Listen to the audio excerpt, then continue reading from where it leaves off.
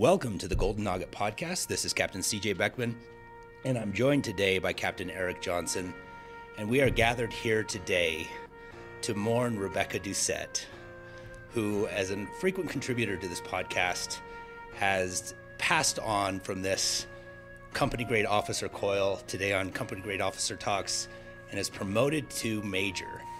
Major Doucette, welcome to the Golden Nugget Podcast. Thank you very much. Happy to be here. So we figured that with your promotion to Major, it might be a good opportunity to take a look, and we're gonna pull out from Task and Purpose. From Task and Purpose, the 6 types of majors you meet in the military. So link in the description below, you can go ahead and read along. But I'm curious, and I felt this would be a good opportunity to, in a joking way, kind of be able to take a look at these 6 types of majors that Task and Purpose lays out and ask you, Major Doucette, which one of these you will plan to be. So this will be a good opportunity and probably the end of my career to dedicate this segment to a little bit of fun at the expense of our field grade superiors. So we'll start here with the article here that, and in form of eulogy, say to you, Major Doucette, an 04 is a strange military bird. Majors are no longer, quote, one of the boys. They're middle management. They're the adult supervision. Making major is like going from single A baseball to triple A. It's kind of a big deal, but you're still not in the major leagues just yet. Making captain requires a pulse, as we know, but making major requires a functional cerebellum. It's the stage when officers either stall out and crash career-wise or set themselves up for reaching the next level. Because of this, it doesn't necessarily make once normal individuals into lobotomized morons, but it often reveals the moron inside. Promotions to major breaks up the once mighty pack of company-grade officer peers into several distinct breeds, each with unique characteristics. And here's Task and Purpose's illustrated guide to the 6 types of majors you find across the military. So let's start with the superstar. As much as everyone hates majors, we have to admit that some of them actually know some things. The superstar knows everything. What's worse, he knows everything. He's the one guy who did Top Gun or WTI or Ranger School or flew the space shuttle, and everyone knows he deserved it. Everyone hates that SOB anyway, but they also feel guilty for hating him because they realize he actually deserves his good fortune. It'd almost be better if he sucked. That way everyone could hate him without feeling guilty about it. The superstar's path is not necessarily for everyone. Most people aren't willing to take multiple deployments, do all the right schools, go to the Pentagon, and then shuffle back to the operating forces again. But as with the Stations of the Cross, the superstar knows he must pass through all the suffering for the greater good. After suffering through the staff jobs, one day he will ascend to heaven with an office in the E-ring, probably while Handel's Hallelujah chorus sounds in the background. Yeah, screw that guy. So, Major Doucette, are you going to be a superstar? Well, I am going to withhold judgment until I see what all of them are, but I already know what kind of major I want to be. What major you want to be? Okay, so we'll get to that point once we get there. So I don't know. I mean, this is kind of the one that the article starts off with. Maybe not the best one. It's kind of the pinnacle, right, of majors. I don't know, Eric. Any thoughts on this? Like, have you seen a superstar that you've worked with in your career at this point? Yeah, I think I've ran into a few. Yeah. They end up. It's funny because he kind of looks like that. But we won't name names here because this is a very small community. Right. Yeah, I think this type of major is, they have a lot of credibility, they have a lot of talent, they have a lot of capability, and sometimes they run a little bit toward being abrasive, right? And but once you kind of get to know them and you understand, right, their expectations and their working pattern, then you can learn a lot from them. and they're good mentors. Yeah. They're good mentors. No, I agree. I've had a few of those. Yeah.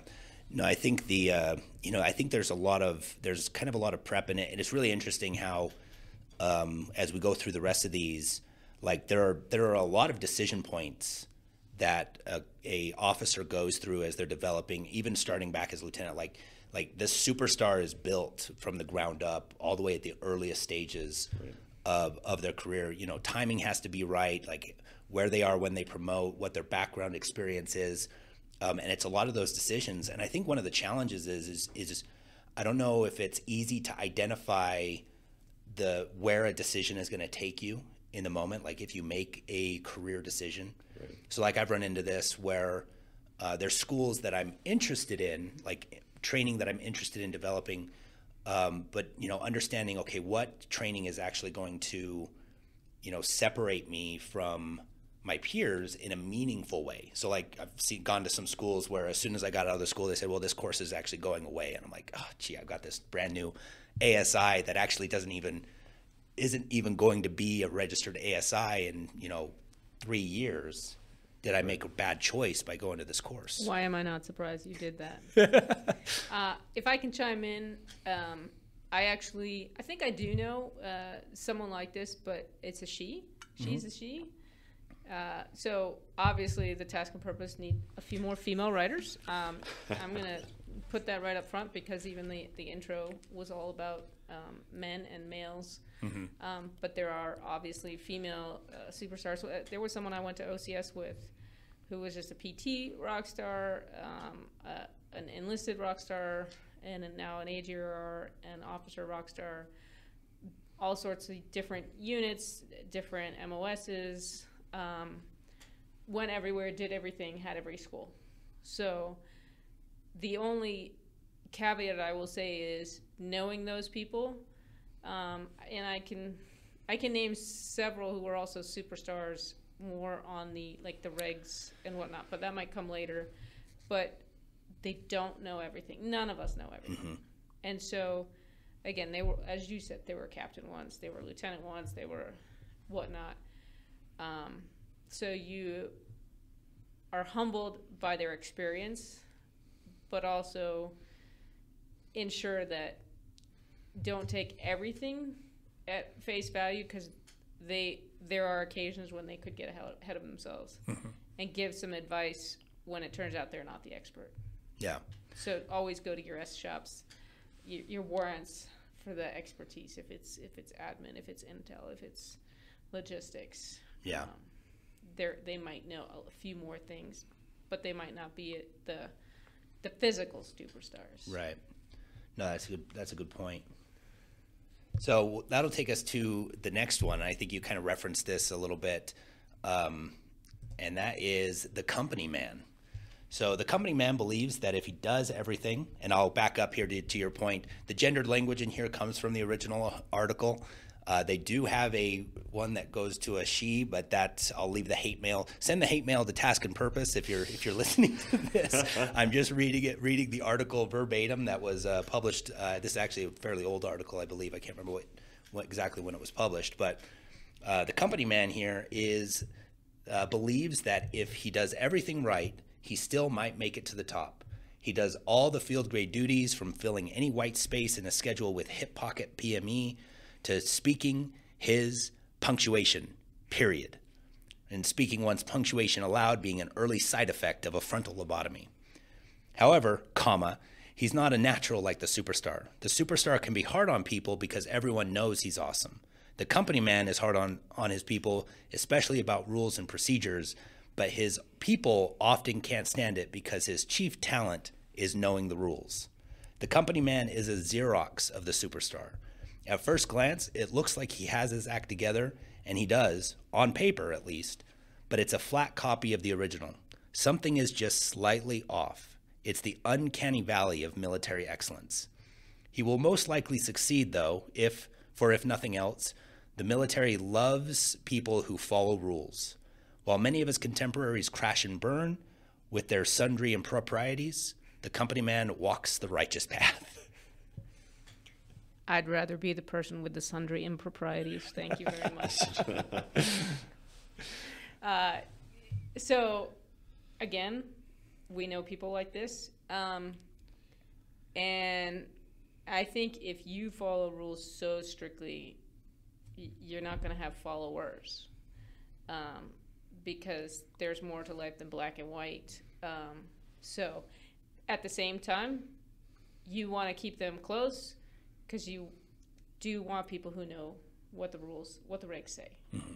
So, it's like there's value. We shouldn't all be cookie cutter anyway. So I feel like I'm repeating myself, but that's where I stand. It's don't put that company man in a leadership position, but keep the bridge. Don't burn the bridge. Keep it open and use them as a resource. Yeah, and I'd say, I've experienced working with individuals like this, such as myself, and there is obviously from any of these that we'll talk out. We're doing it kind of in a jestful, like the task and purpose in this is poking a lot of fun, and we're running a big risk, like poking fun. I mean, you can give us the top cover now, ma'am. I got you covered. Don't worry. with your peers. But this is a very difficult, from my experience, can be very difficult to work with. But there is value. My problem sometimes with this is that idea that there can be sometimes this perception among some that like policy regulations and things are kind of like this thing that predates us, right? It predates all of humankind. Like it was there before we were here, and it is, given down from God. It's, holy sacred writing and can't be changed. And it can make it very difficult when circumstances change to even entertain the idea of, hey, maybe we need to take a look at this policy, take a look at this regulation, and see if it has changed with the times, changed with the conditions. And a lot of times policies aren't written with reference to the conditions that required them. So it can be very difficult to go back and say, well, that condition no longer exists, right? That's where, when we're writing orders and things like that, the facts and assumptions and laying out the facts and assumptions is so important in like writing op orders or O plans and things like that, because when you're reading it, you're seeing those facts and assumptions up front. And if those facts and assumptions no longer work or no longer valid, the plan needs to change, because the plan is presupposed upon those facts and assumptions that may have been true at one time. The thing that I'll say about this is the one thing that I've definitely learned from company men that I've worked with is there is great value in understanding policy and regulation and being able to speak that language, especially when you're trying to get something done or make something change. Like referencing the right regulations and doing the research helps an argument come together really well. I agree. So, one specifically, there was a general officer that was here that talks specifically about authorities, right? If you understand your authorities, you understand your left and right limits.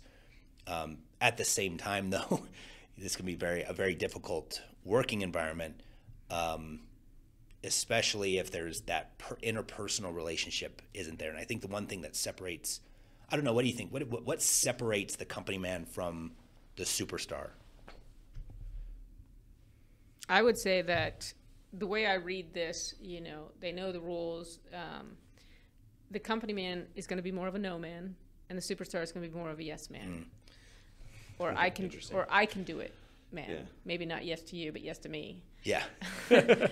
And I think I would never want company man writing like big army regs, because they would just, again, look at that precedent but not be able to think outside the box of what might change, what are the conditions, what are the sentiments and the behaviors or the conditions that are changing, because they know the regs. They're just going to believe in them and not be able to expand and adapt to changing environments. In my head, as I was thinking about what are my types of majors that I've met, instead of like superstar, I'd replace that with command track majors. Okay. Right? Yeah. Like command track, like this is a given. This individual is going to get, he's going to be a battalion commander, and he's going to be stiff competition for 06. Right. And then this individual will get 05 command if the conditions are right. Yeah. You know. Yeah. Like he's gonna have to fight for it. You know. Right. Sacrifice. Right. There's probably interpersonal, and probably the other part of that is interpersonal skills. And especially the way Task and Purpose is portraying it is that this individual does not have interpersonal tact, and your superstar has interpersonal tact.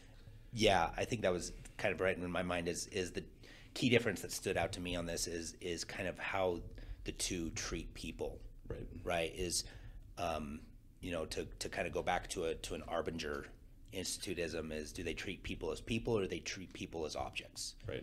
You know, are people the objects for facilitating the regulation, or are regulations there to support the people? Right. Type idea. So no, I think that's really interesting. Is it feels like a very key difference between those two. And it could also be they can see it in writing where their 06 or 05 says people first, mission always, but they actually don't have the capacity how to interpret that. They read it, but it doesn't actually sink in. Yeah, and I think it goes back to that lack of interpersonal tact. Yeah, absolutely.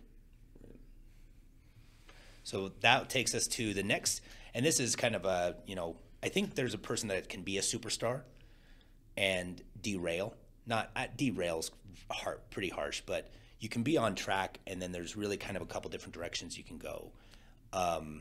You become the company man, or you become one of these other ones. But I think, again, it's one of those things that kind of builds up and is on building blocks, which brings us to the next one here, and that's the burnout. So the burnout isn't truly a case of, and I'm going to clean this up because this is a family program here. So, all right. So the burnout isn't truly a case of don't give a F, because he actually does give an F, but he wants other people to give that F for him. He has brought the mission order to a whole new level. I don't give an F what you do. I just don't want the colonel yelling at me. If he yells at me, I yell at you. Understand? Now get started. It's almost 1400, and for some reason, I'm still here. The burnout's energy level makes Jabba the Hutt look like Richard Simmons. That's because he's tired. He's deployed so much that his kids think they have an uncle named Jody. He knows he can't keep going like this. He's got to turn himself around and become a company man or something, or else he'll become the passed over for promotion, which will be the next one that we'll talk about. It's funny as I've kind of gotten older in my career as a major, I've definitely flirted with this line a little bit. Like I felt the pull into that burnout, and not to that. And I don't like the way, I don't feel the way that this interprets the burnout, but it's more of that idea of, just feeling worn down. And so I think this is another decision point where I think everybody can flirt with the line on potentially becoming a burnout, but it's the superstar, and it even mentions on there can pull out of that somehow. And so how do you pull out a burnout? Yeah, I saw when I go on Warfighters, we get to hang out with some of the infantry divisions, and being in a brigade, I see how much time and effort it takes for those full-time individuals to wrangle that horse. Like, just imagine being an M day at a division. Like, that thing's a monster. Yeah. And when we go onto these exercises with these National Guard divisions, I see this dude, the burnout major, is everywhere. He's everywhere. And because he's a workhorse, is what he is. He's a workhorse. Yeah. And you're like, what's the difference between this guy and the rock star? Is that the burnout doesn't have strategic thinking, like career management. He doesn't know how to do those extra steps to take care of himself, increase his longevity with goals of where he wants to go in the future. Yeah. He's a really good workhorse. He can plow. And so what they do is they take those people and they plow them until they fall over. Yeah. That's what happens. And but it's to be a workhorse, because I want to be known as a workhorse, but I don't want to die on the plow. You know? And to do that, you have to manage your career, you have to manage expectations, and you have to come up with a long-term strategy of where you want to go and how you want to get there. And sometimes, I know when I was a young lieutenant, I thought that's called politics. Yeah. I wasn't into career management until like 3 years ago. Yeah. You know, when I realized that you have to play this long-term game in order not to be this guy, right? Who's not going to get recognized and that type of thing, because I don't play games, I just work hard. Yeah. Yeah, well, guess you're going to work. Yeah. You're going to work really, really hard in a pit until you die. Congratulations. Yeah. But, yeah. I've met a few of these, but and I think they should have called it the honey badger. But I've also met people, rather than yelling, if they're truly burned out, and usually it's because they have already been passed over for promotion, they're nearing getting out, and so they just honey badger everything. They're not even bothering to yell and give orders. Mm-hmm. It depends on the situation. So on my deployment, I think I had people who knew their career was going to end at 04, and they would get snarky and yell. But that's because the heat of the mission and the op tempo that we were at. But I think, like Eric said, you've got to pace it. You come in as a lieutenant and you're so excited and you want to do everything, and then 4 or 6 years later you get slammed with company command. You're like, oh my goodness gracious, this is a lot of work. Yeah. And it's at that point that you have to be careful after you finish company command. Where do I fit in? What do I do now? I don't have those troops anymore. And you just got to steady the course, do what's asked of you, start to get to know the regs a little bit more, branch out, take those broadening opportunities as they come, to avoid becoming the burnout, and just realize that you're in that steady state. You're kind of in that E6 level rank, where you're not going to be leading, you're not the lowest, you just have to do your job, because nobody likes a burnout. Yeah. But I think we all can come in and kind of, tangentially touch on it at different points in our career. Yeah, and I think for me, like I've talked about it, is I've felt like I've flirted with this line. I think I've never gone to the point where, I've pushed my, like it says in the beginning here, is they actually do care, right? But then the true distinction between the burnout and maybe some of these others that get to this point is they don't care enough to care themselves anymore. They're burnt out. They can't do anymore. Like they're dead on the plow. But they push that to everybody else. And it's either they push that emotion of either you go figure this out. You do it, here's my workload. You take my workload. I'm going to go, it's 1400. I'm out of here. But if you don't get it done, I'm going to yell at you because somebody else is yelling at me, type thing. Whereas where to kind of pull back from that, I think, as I've thought about that, is the trying to figure out a way to, again, increase those relationships, like you talked about, like actually building that network and building that camaraderie where there's a little bit of that support to be able to pull you out. I don't know. It's still very difficult. It's the thing that I'm kind of still working through myself. Like I'm not there, but like I can see how people go this route. Yeah. For me, the closest I came to this, 100% after my third deployment in 7 years. Mm-hmm. And it was just too much too soon. And obviously I came out of it because I still love being in the Army, and my third deployment was 4 years ago that I got home.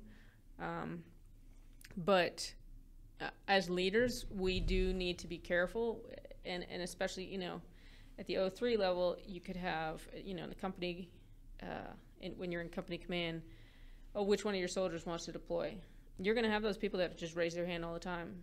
And we have to owe it to ourselves to have a conversation with them. At the 04 level, those who are AOs in the battalions and the brigades, you know, that AGR level, or for some reason, maybe even a battalion commander, just be careful you're not picking the same people. Make sure you have the talks, because that is what can push them over the edge. And you don't want to always just send your best people and then have them end up in the burnout. So it's not only could happen to us, but we have to work to ensure it doesn't happen to others. And I know on my third deployment, my leaders didn't realize that I had deployed 6 years and 3 years earlier. So they failed to look at the whole record. Right. Yeah, I think the burnout, kind of with that, the other problem is a lot of times they won't vocalize that, like you mentioned. Like, it's hard for the burnout to admit they're getting burned out. And the problem I think you get sometimes is then that turns to a saltiness, to a resentment, Yes. right? And that's where you get that real problem of if you know, I'm doing all of this and the recognition's not there. Right. Like, I'm not feeling that the return is happening, and maybe they don't even know what they're really after. And that's exactly what happened to me. I was super resentful, but I am very thankful that I had people who I trusted, who I could tell my situation to. I said, I'm just not ready. I'm not ready for the next thing. I need time. And even a year or two later, former commanders came to me and said, and they actually gave me a cushion of a couple months. And then I slogged through the first year of my next assignment. But they also said, I should have listened to you more closely. So the best thing anybody can do when they feel like they're nearing that burnout is find that person you trust, find that leader, and share it with them. Share it with multiple people and say, I still want to love the Army. I still want to love the Air Force, the military. I just need some time. And if it's really clear and simple like that, good leaders will listen. Yeah. Listening to you, I think this is really true, and I'll adjust my comments slightly. It's not that this person doesn't have strategic thinking. I mean, they'll get it sometime at some point, and some people get it earlier and they can help mitigate it themselves.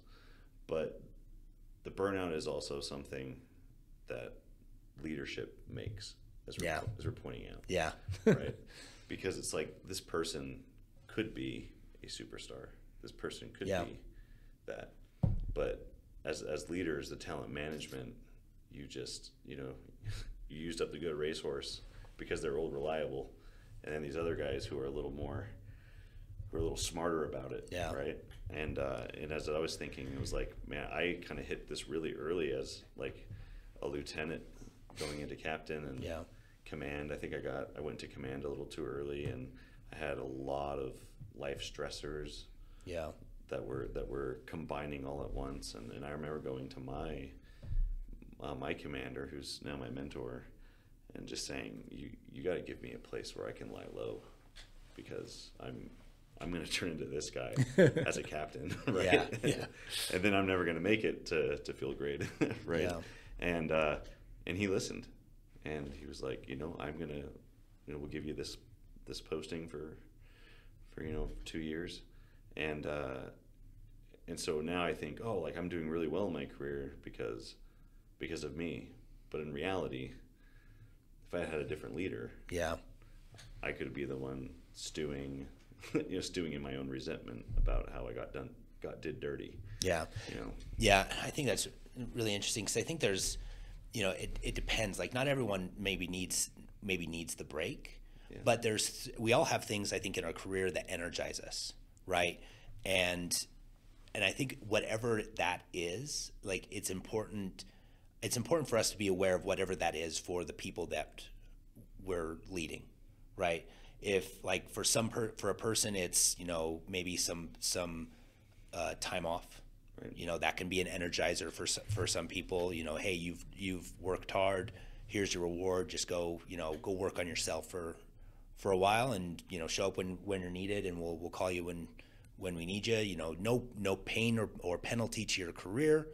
You've done the work we need you to do. We'll call you again when we need you. For others, you know, Napoleon has the line of I can't remember exactly what it is, but basically, it's, you know, their soldiers will kill themselves for a piece of ribbon.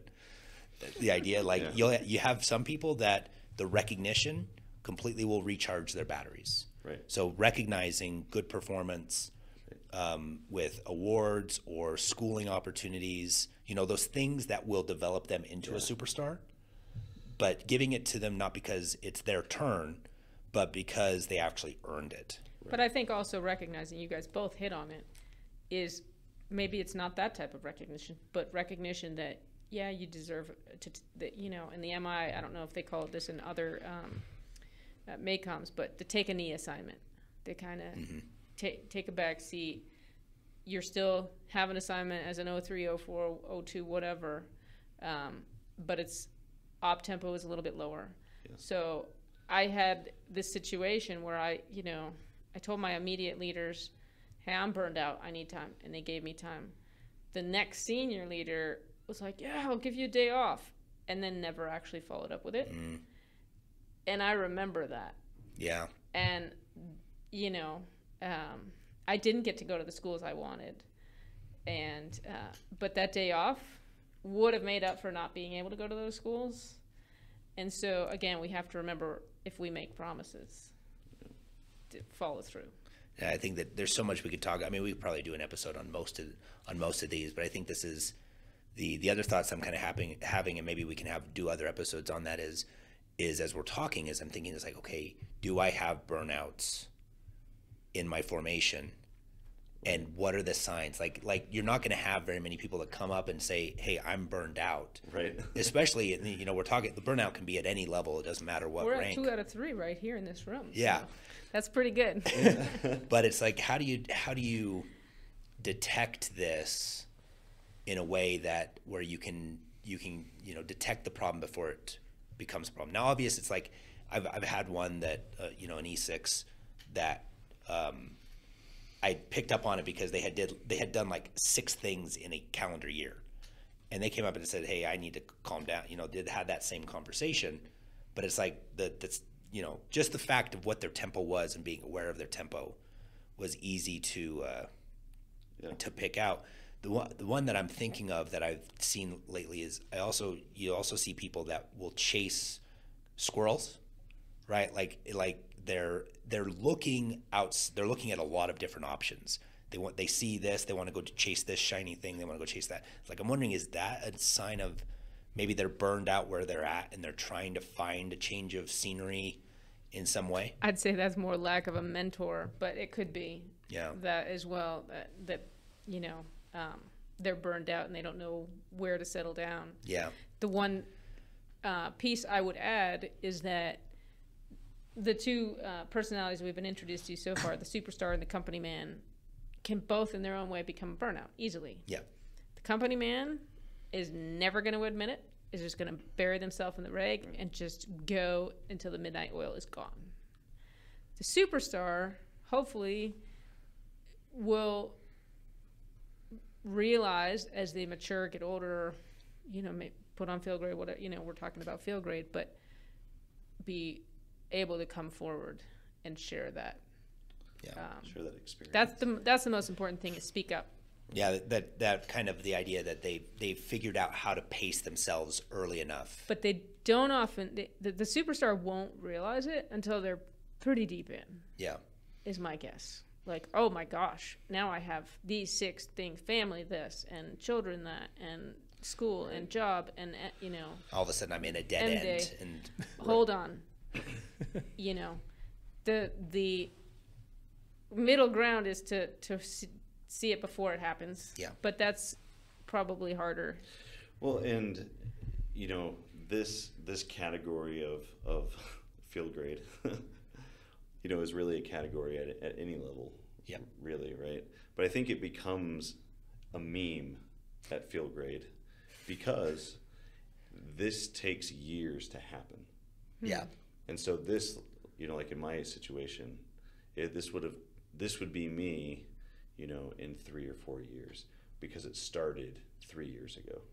right? This takes 6-7 years to get to, and you take on too much and you don't get that relief, and then you start just like running too fast in a race. Next thing you know, it's 1 foot in front of the other. You're doing the bare minimum, and now you're not doing things to get recognized. You're just doing things just to put your head down and power through. And you know, for me, when I saw this, it's like this type of officer, like, you can see it on their face. You can see that they're a little broke, you know? They're a little broke. They're a little tired. They're the person during drill who's like trying to stay awake. They're trying to hide in the corner. Make the captain brief. Make the junior. I was going to say, and they're the ones that there's like in the guise of mentorship, right? Let me mentor you. You brief. Yeah, you brief. Or I had one that once, it's obviously a burnout. It's like, you know, I was doing stuff and I was working really hard in the assignment that I was in, and they said to me point blank, it's like, gee, and they sat down and gave me like a formal counseling, 4856 and everything like that, and basically says like, you work too hard. Like if I were you, if I were doing this job, I wouldn't be working nearly as hard as you. And like that was like that was because you're making them look bad. Well, that was, and I don't even know if it was that, because it wasn't in a position where that relationship. If anything, I was making them look good because they were their direct supervisor. But it was that saltiness that had stepped in that was just like that thing in them that said it doesn't get you anywhere. Like if at one point they were working hard, they eventually ran into that brick wall, and there's like, it doesn't pay off. It doesn't pay off. I came back from basic training 21 years ago, and I was doing PT like crazy, you know, running 6 and 7 miles here and doing push-ups on the side of the road, and I was like so just into it. And my first sergeant goes, "You'll never be able to keep all that up. You need to stop. You're doing it." And it just hit me like a ton of bricks. And I wish she had never said it. Yeah. Because it completely affected me mentally. I was too young to like fight back. I mean, I tried to fight back, and then I kind of gave in when it was a bunch of crap. Yeah. So are you going to be a burnout? Been there, done that. As a major? Don't plan on being that again. As a major, no, I'm steady state. Well, we'll go to the next one here, which is, again, what I'm going to be after sanctioning this segment, and that's the passed over for promotion. So the passed over may be the way he is for a number of reasons. Maybe he's a former superstar who crashed and burned. Maybe he was a burnout who never recovered. Maybe he was a talented officer who didn't know how to play the game, or maybe he just sucked all along. Nevertheless, assuming he's reached sanctuary and has his retirement locked up, he's reached a nirvana few officers ever truly reach. Actually, truly running out of crap to give. The military may be screwing him, but he's taking advantage of his dire straits so he can lay back and enjoy it. They won't send him back to a line unit. If he plays his cards right, he can get the choice gig working for the base or something and joining the ranks of the in by 9-ish, PT at 11, out by 1,500-ish, give or take an hour. Sure, his pride took a hit in the shorts when he read the promotion list and didn't find his name on it. But since then, the liberation from giving a crap has been, well, liberating. The first time it happened, it kind of sucked to have his former subordinates calling him by his first name. But now he's realized that being the military versions of Van Wilder, the military's version of Van Wilder, suits him. The senior NCOs, the lieutenants, the captains, and even his commanding officer ask for his opinion all the time now. Not giving a crap is his superpower. He sometimes wonders whether if he had stopped giving a crap much earlier, things might have been better. I almost slipped on that last one. All right. This is my turn to roast you, CJ. So, really, I think when the leaders are looking at who to promote, they got to look at the whole picture. And I think to flatter you, no one has any doubt that you will go far. And to not flatter, some of us are a little bit short on time. And you have so much energy. I would keep you a captain for a long time. Keep doing all the wonderful things that you do. Yeah, I think and I really appreciate that. Go back to your promotion ceremony. I think, and we'll again avoid names here, but when you were getting promoted, the person mentioned that there are no good major positions, right? Yeah. And I actually recently, fairly recently last year, boarded for an 04 position and didn't get it. And the 06 who called me to let me know kind of gave me some advice that, of their perspective of majors. Like, it's not worth it to rush to major, right? And I had that mindset at a certain point in my career, and it took the assignment that I'm in now on the MDay side that really slowed me down. Like, I actually got into that assignment. It was the very first time they ever thought, I am having so much fun right now as a captain. Yeah, I could hold off being a major for a couple more years. And then I got the DA board, memo, and it's like, okay, well, now I at least have to take a shot because this is my first, essentially my first look. My first look. Now I'm in that realm where it's I'm eventually going to be in the risk of the up or out type thing. So now I have to really think about it. But it's that idea that that development, and they've even instituted that thing where a captain can defer their promotion for those broadening opportunities. I think that's really smart. I think that was a good policy too. Yeah. I think with the new, especially on active duty, they have, I think, more educational requirements of the master's degree. And what's neat is that each of us came to where we are through completely different paths. We're all so unique and different. And so it's not to say that some are on the fast track or the short track, because we learn things at our own pace. Our background plays into it, and I think not rushing is important. And I know where I'm going to be, because I know there's 2 left, and I know what one of them is. So my only other advice is, if you do get passed over, is a good time for self-reflection, looking at the strategic picture, trying to understand, okay, if you were in the decider's shoes, would you have decided the same thing or differently? And not going out and trying to burn down the building, because there's still a lot of good. Why did we join the military? I mean, I didn't, we were saying before we started, when I was eligible for captain, I thought, well, they need to put my paperwork in right away, right. And they just didn't have the slots available, so I had to wait 4 to 6 months to get in that slot, and I was super impatient. But again, the timing, you just kind of have to let it take its own course. Yeah. And go with the flow and learn, because otherwise you're gonna burn some bridges. Yeah. And you're gonna get resentment, and that doesn't help anybody. Yeah, I think our commander, Colonel Wild at the 65th, he's been talking about this term called generational readiness versus transactional readiness, where you have transactional readiness is like, we're all qualified to on our weapon system, check the box, right? And so on paper, we look like we're ready. But generational readiness is this concept that it takes a while to grow soldiers in their positions. And so part of this was, I thought the standard, and the land component commander has talked about this a little bit, that the standard used to be UVP, unit vacancy promote. And then this past year, I've heard her, and I've heard, from our command team, they're like, UVP should not be the standard because it doesn't promote generational readiness. It doesn't give you enough time to bake and develop in your position.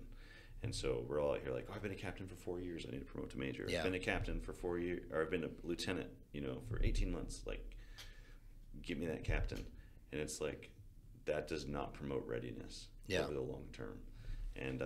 And so that was this is something I've just been recently dealing with. It's like slowing my role and being like, hey, if I'm a captain for 6 years, 7 years, that's okay. Yeah. Right? I'm going to be a really good field grade, when that happens. Yeah, and I think the key thing there, I think for me, what changed in, kind of that rushing mentality that you're talking about versus the kind of slow is that there wasn't really anything that I could see. And in a lot of ways there still is as far as like, okay, how do I further develop? Right. I've done company command. I've got key staff time. Like what else is there that I could do for 2 years that is going to develop me further? And I think as leaders, and again, these are all things we can apply at any level. I think as leaders is creating those options is what's important. If you're wanting someone to say, like, to make it worth the slow, like, don't leave it up to the individual to make that extra time count. Right. Like, you have to prepare, you have to have options there that are meaningful, that are further development beyond what they might have already had as, maybe a captain who jumped into captain maybe a little too early, or jumped into company command maybe too early, or didn't get enough staff time to actually, or didn't get integrated into staff operations well enough to actually have learned anything. Right. Especially with M-Day, like you're really only doing the job. You may do the job for 2 years, but you really only did it for 48 days, 48 actual working days. I just ran into a friend of mine from OCS, and she's actually said, look, I'm waiting to put in an 04 packet because she knows exactly what she wants, and she knows that slot's not available, and she's having a blast doing what she's doing, just kind of like what you said. I've also, and I think that's maturity. That's a big sign of maturity. So I have 2 friends from OCS who are in that. They're like, I'm going to stay a captain for a while because I've been told I can make such and such. I plan on staying in, and I like what I'm doing, and I don't want to promote myself out of a job. Right. For me, some of my issues have just been because I got into the Army late in life, and then I commissioned even later. I mean, let's be honest, 40-year-old lieutenants become 50-year-old majors. Okay, I'm just going to put it out there. So, but you look at the active duty, and they're 10 years younger. Yeah. Right. But I've also met the lieutenant when I left the position that I was in as an O2, and the person who replaced me, and I was trying to train them and trying to set up meetings with them. And the one time we actually got together, he said, "How do I make captain?" And I was like, whoa, learn your job first. Yeah. And so true. So again, this passed over for promotion. If all you are thinking about and spending your waking hours, how do I make, 03, 04, 05, whatever. Are you serving the military? Are you serving the country? Or are you just trying to check the box? Yeah. And the funny thing is, I have no idea where this person is anymore in the organization. And it's perhaps that attitude that made them disappear. Yeah. Because then they ended up deploying and having a bad reputation, and it's that attitude. So slowing down can be humbling, but humbling's good for all of us at different points. So. Yeah. Now, I think the thing that's interesting, where I see this show up specifically is this is the major that starts writing the think pieces that are actually like really getting at the heart of some of the biggest problems in the military, because they start saying the things that the company man would never say, right?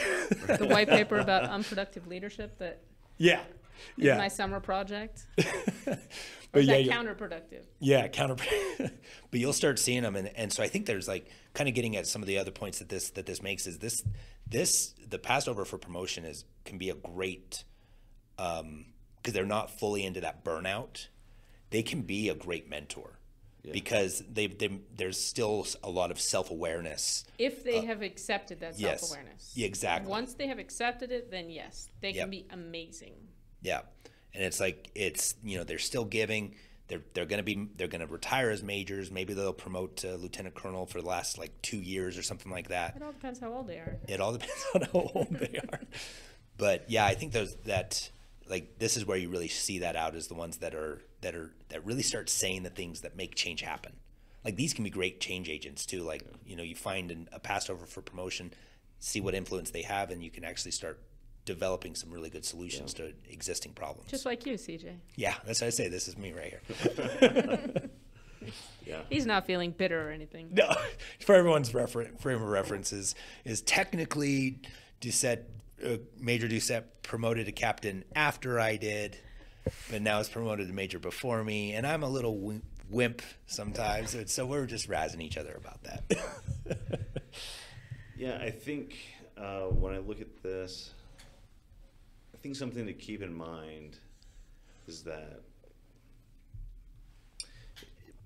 so my degree's in political science, and sometimes when I talk to other people and we're talking about some big, like, some like politics 101, and you're talking about like conservative and progressive, one of the things I say is that conservative ideologies and progressive ideologies manifest in every organization, even down to your relationship, right? So there's always, in the relationship or in the organization or the society, there's going to be that person or people who want to keep things the same, and those people who want to change it up, right?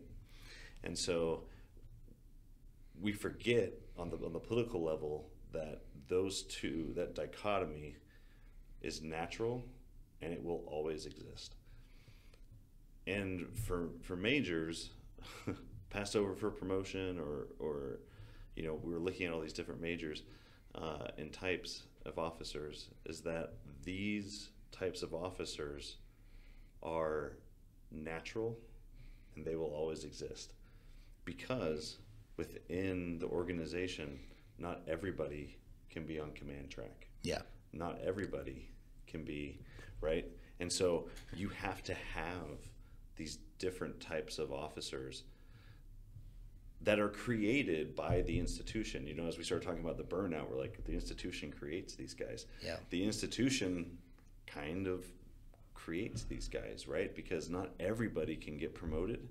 So by definition, the passed over major is created by the institution. Mm-hmm.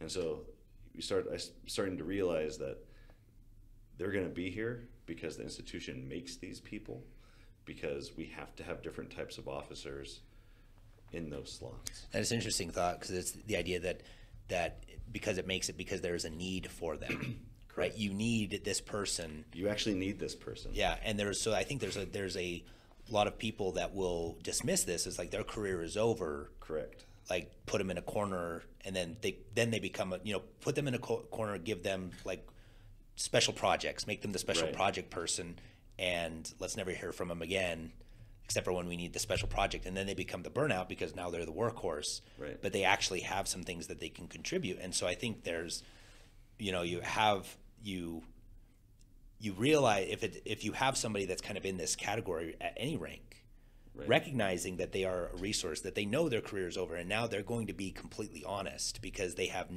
there's no politic left for them to play in not speaking their mind and being a yes person or anything like that. Like they're going to give you some pretty honest feedback on this. Whereas a burnout's not going to give the feedback because they literally don't care anymore. Right. Yep. Like this passed over promotion still cares. Right. And now they've embraced the fact their career is over, and they're ready to utilize it in meaningful ways so long as they are called upon.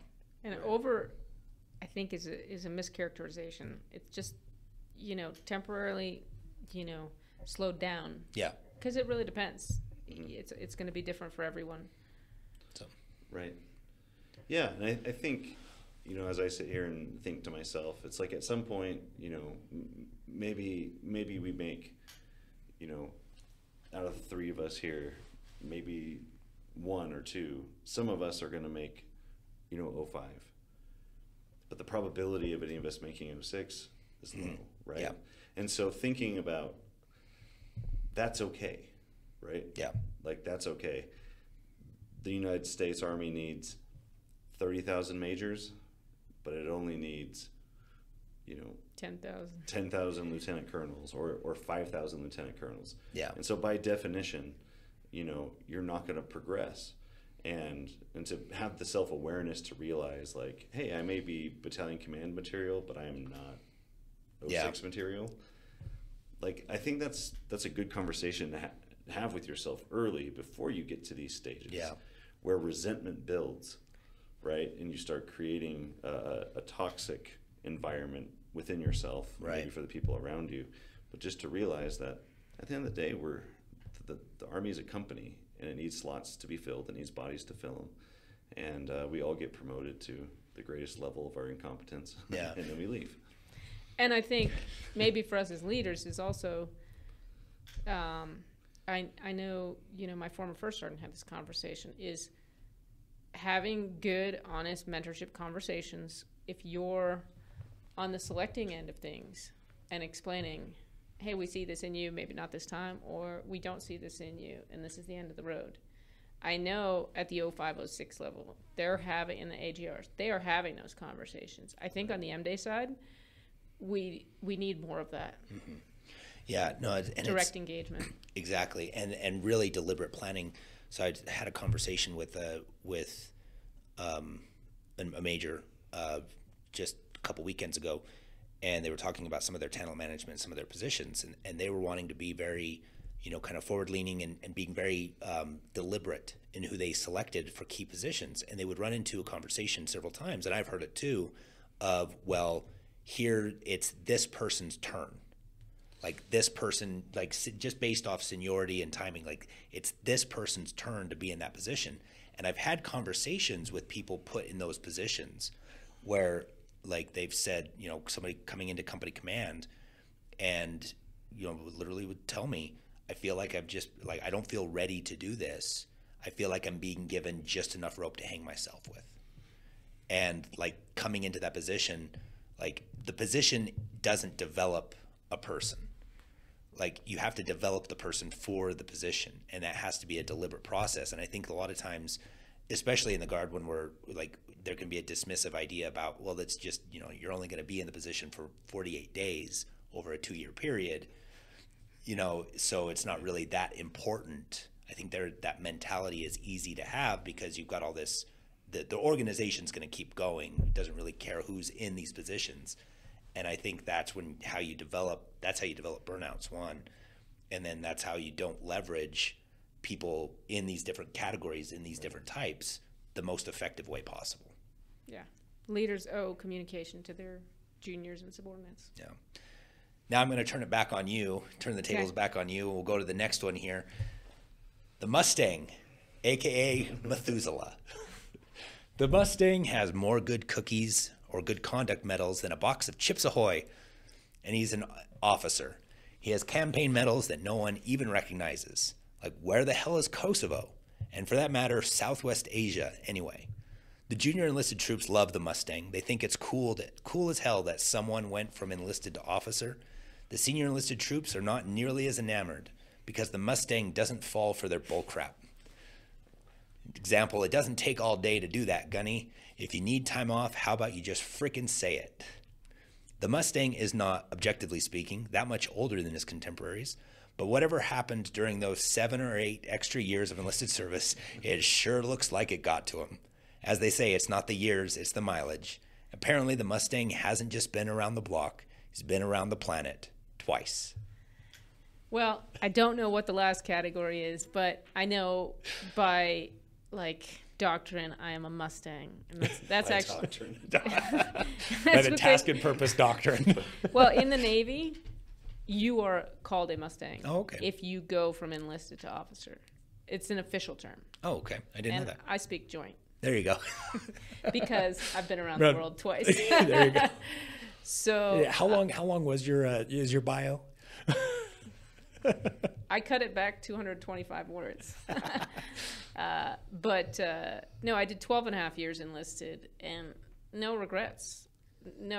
And the only thing I'll say about that is I think my attitude has shifted a little bit.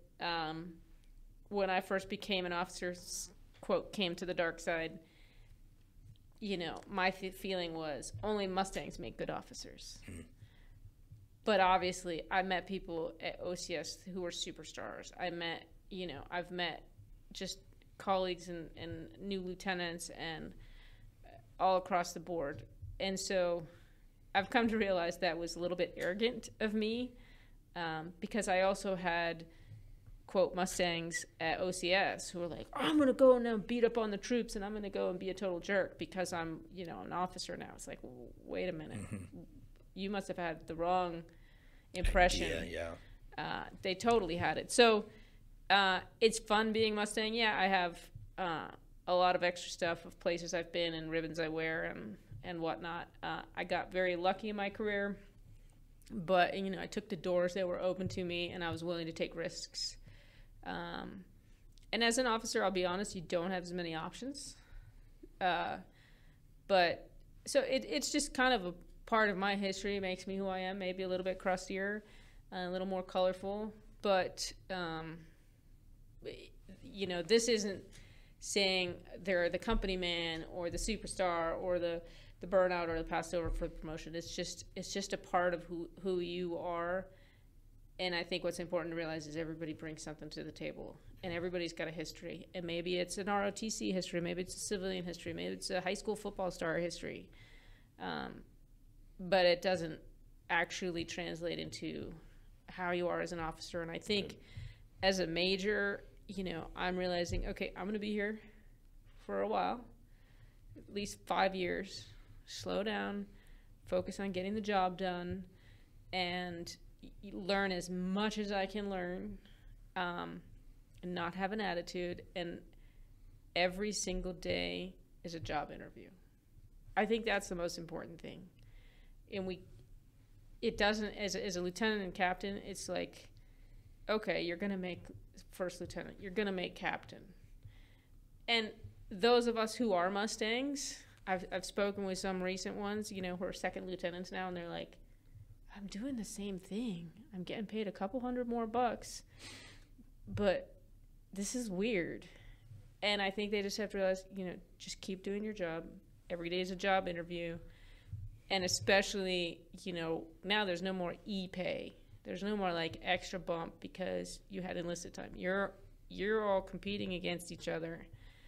And you just got to put your head down, listen, you know, mouth shut, ears and eyes open, and try to keep leading by example and trying to be one of the good ones, because you still need to be a role model for everyone. And I've met many an 04 who I never wanted to be like, whether they were Mustang or not. Too many company men, too many superstars, too many, you know, burnouts and passed over for promotions. So I kind of like this kind of middle of the road. It's not really descriptive per se. It's just to say that you have a longer track record. Well, it sounds like you've identified which one you're going to be, but we still have one more. So we're gonna jump to that one just real quick, and then have any additional thoughts. And again, all hate mail has to go back to Task and Purpose, because they did actually identify a she in this one, and it happened to be the last category, which is the weirdo. So the weirdo was just a little bit off when she was a captain. Sure, she liked video games more than most, and for some reason she attended Renaissance fairs in full costume. But she wasn't that bad. She was a strange deployment roommate, but other than the whole ordering drinks with umbrellas thing, she was an okay person. No one was surprised when she earned a prestigious fellowship to study an obscure field that none of her former colleagues could name, much less understand. She disappeared for 5 years and came back. Well, not that different from before, but different enough. Before she went away for her fellowship, advanced degree, or sabbatical, her weirdness was okay, because she was tactically proficient as her peers. Now, though, even the lieutenants know more about the weapon systems and her own unit and her unit operations. And one of those lieutenants also wants to stab the weirdo in the eye because she kicked back the training schedule twice for corrections because it didn't use, quote, Lean Six Sigma principles and show awareness of the theory of constraints, whatever the hell those are. You sure you're not a weirdo? I am different, and we all are different, and different is good. But I'm going to stick with Mustang. I knew it. I knew it from the get-go. Now, I might not meet custom. A lot of people were like, why are you holding your promotion ceremony outside? Because I work inside a SCIF all day. Hello. No windows, you know, no sunlight. So It was 25 degrees out there. it was 35 Okay. degrees. Anyway, obviously I will write some hate mail to Task and Purpose, because to have 5 male types and 1 female type is just ridiculous. It was in the name of inclusivity. Oh my gosh. That shows how dated this is. Yeah, I have to actually go and see So- exactly when this was written. I think all of us, again, treat people like individuals, put people first, and mission always, and actually know what that means and know how to apply it, and show self-awareness. Be humble. That's all I've got. All I can say is I like video games. Yeah, I was going to say, instead of calling it the Weirdo, they should have just called it the True Blue Officer. Because at the heart of it, that's the stereotype, no matter what you are. Yeah. Yeah, why would you want to put yourself through that? Right. Yeah. I was nervous about commissioning when I first commissioned, knowing the responsibility, having to sign for property and having to be responsible for people and their decision making. It should make all of us very nervous. And if you aren't nervous about any of the responsibilities that we hold, then something's wrong with you. Yeah. You're just lacking that self-awareness. So